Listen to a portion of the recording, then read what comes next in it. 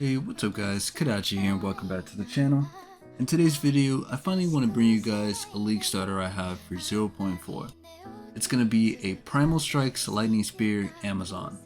So earlier on in the season, we ended up playing a Abyssal Lich Primal Strikes Lightning Spear build, and that turned out very amazing. We had finally solved Frenzy Charge generation to empower our Lightning Spear all throughout mapping, and Primal Strikes just served as a very good bosser in the endgame. But I honestly never played it in campaign, and I did not know it was available at level 7, actually making it viable as a campaign starter. This build feels great in Act 1 and starts getting online during Act 3 to 4. While we are traversing through zones, we will be using Cold Weak to generate our frenzy charges, but GGG just decided to buff parry while I was doing this campaign run, which just made this build giga. We tried parry last season in the endgame with Fang of Frost and it was absolutely awful in terms of the bossing, but now I'm pretty sure you'll be able to parry all hits. The problem with parry, it's great. I mean, it's even greater now that you can parry all enemies in an area, so there's a new support gem that gets brought into question that I will bring up later on, but the main problem with parry is that majority of bosses in the game, except for the King of the Mist or Olroth, do not really melee you. So this season, I definitely think parry gets to shine a bit from the mid to end game until you can swap into a scepter.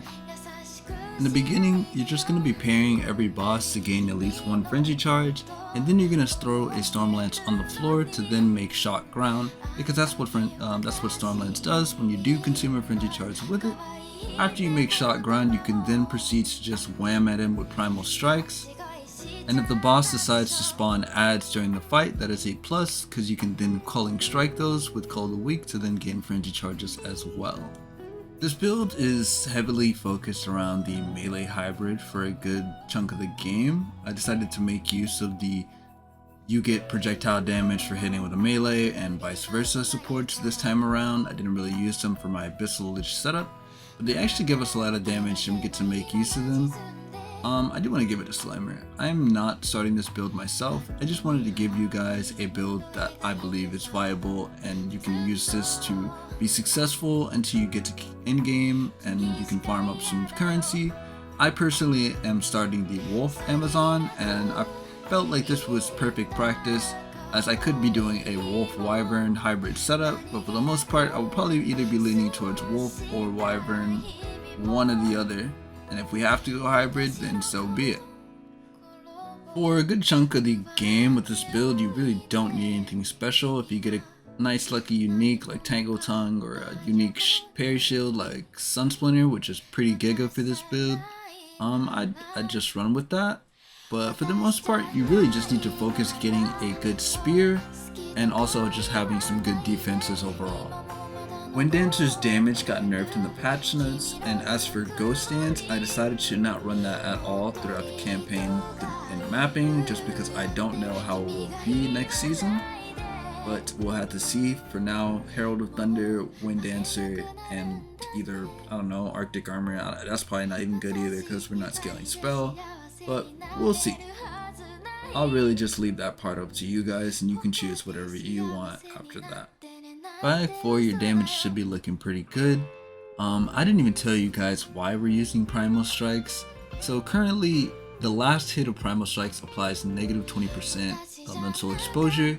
They are upping that to 50%, basically making you never have to really spec into Lightning Pin. You probably just need a little bit, but you definitely don't need a lot, and it makes Primal Strikes a lot better for the early to mid game, as it was already doing pretty good in the end game. So this is the gear we did end up finishing the campaign with. Pretty mediocre, on average stuff. I just picked it up off the ground, slapped it with an Exalt or a Regal, got lucky, either got it from the vendor within Gamble.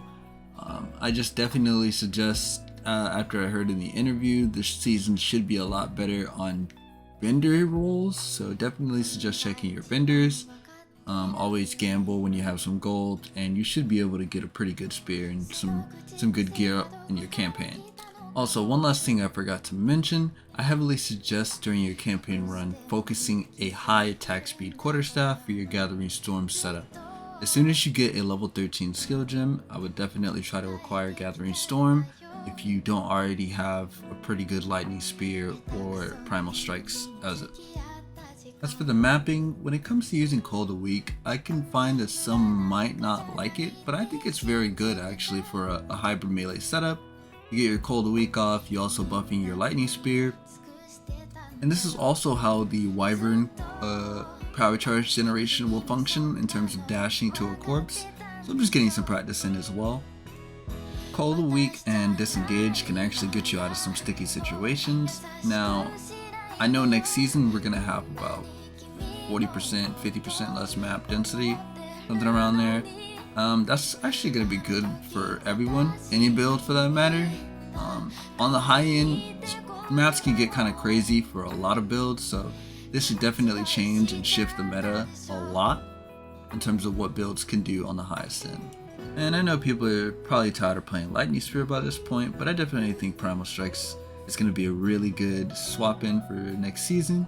And there's actually a setup that I want to show you guys later on in this video that only uses Primal Strikes for its mapping, rather than my Abyssal Lich setup where I just use Lightning Spear for mapping. So now I'm going to tell you guys about that new support gem that just arrived. It's not new at all actually, but now that parry is getting buffed, this serves Omega use for our Frenzy Charge generation. It's called Frenzied Repose. Basically what this support does is allows you to consume your parry debuff to gain a Frenzy Charge. So in reality, all you will have to do now is parry and disengage a full pack of enemies, or parry and throw your Lightning Spear into the full pack of enemies, and you will gain your Frenzy Charges. I think this could serve use during your campaign to mapping as well, so I definitely suggest picking that up, and I will also put that down in the POB below. The bossing on this build is always going to feel great. You might find some clunkiness in the mapping until you start getting your Frenzy Charge generation to feel more consistent. Other than that, this has been a pretty fun and simple build to put together. So now I want to show you guys the gear that we were using when we were cleaning our T15s, and these are just Zero Portal T15s. I just wanted to exalt them all up and test them out. So you should be able to do T1 bosses and Zero Portal T15s with this investment of gear. In the POB, I will leave obviously the mods you should be looking for on the gear. This is all, in my opinion, mediocre stuff, and you're obviously going to be looking for better stuff later on, but for now this is pretty much what I was using. And I also want to show you guys a tier 1 King of the Mist fight, as I honestly think this is going to be one of your best farms with parry, as I just found out you can parry the tornado, and I'm sure GGG is probably going to change this.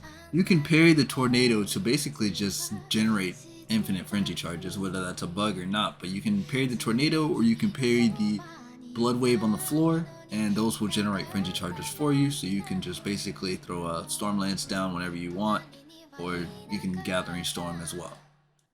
Lastly, I want to show you guys 2 endgame setups that you can choose to swap to once you get the right amount of currency to do so. First, I will be showing you the Primal Strikes Lightning Spear Abyssal Lich setup. Now, you do not have to do this on the Abyssal Lich at all.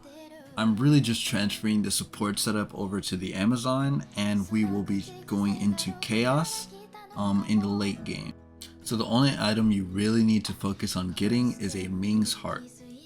The reason we are going Chaos is because as of right now, one of the best ways to generate Frenzy Charges is to do Armor Break. Now, we are really just using our Frenzy Charges for our Lightning Spear, and we're doing Chaos damage to Armor Break, and that's just generating Frenzy Charges from Endurance Charges since we're going to be taking Resonance. The setup is very consistent, it has great clear, and I should not see you struggling in the late game at all with this. As I said, you do not have to be a Abyssal Lich for this setup to work. Abyssal Lich, in my opinion, is a universal class that can just make a lot of builds work if you can make it work on there. In my opinion, the Amazon has access to a lot more raw damage potential, so definitely deciding to go with that is a fine option. Or you can swap to this if you want to. It's completely up to you. The difference between the Abyssal Lich setup and Aste's setup is he is using Constricting Command with his Amazon, which I'm pretty sure is being changed next season. That is fine because we will definitely be able to make up for that elsewhere. And as I said before, Primal Strikes is getting a buff, so it should still be very good in the late game. Moving over to Aste's setup, I find this one to be very amusing, and I'm sure a lot of you will as well. He is making use of Lightning Warp on a cast on crit to then teleport through the map with his Primal Strikes. This is a Primal Strikes only setup and really only available to you in the late game. I will leave his build down in the description, the video to it, and he goes over how to make this setup work in depth. So I definitely suggest checking this out if you're interested in running this setup. This one is actually done on the Amazon, and he is making use of accuracy stacking and crit. So this should also be very good next season.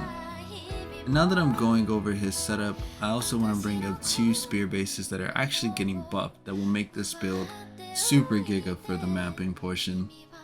The Broad Spear and the Grand Spear are getting nerfed in their attack speed by just 0.1 seconds, but they are getting a buff to their damage, and they are also getting a new implicit 25% increased melee strike range with this weapon, which is actually super giga for this setup. This should allow for a lot more coverage and AoE on the map, so I definitely suggest focusing these spear bases when building this setup. Alright guys, that's going to be it for the video. If you guys did enjoy, please leave a like and subscribe. I really always appreciate it. I will be leaving the POBs, the leveling and endgame POB to this build, and I will also be leaving a link to the Abyssal Lich and Aste's Primal Strikes Amazon in the link below as well.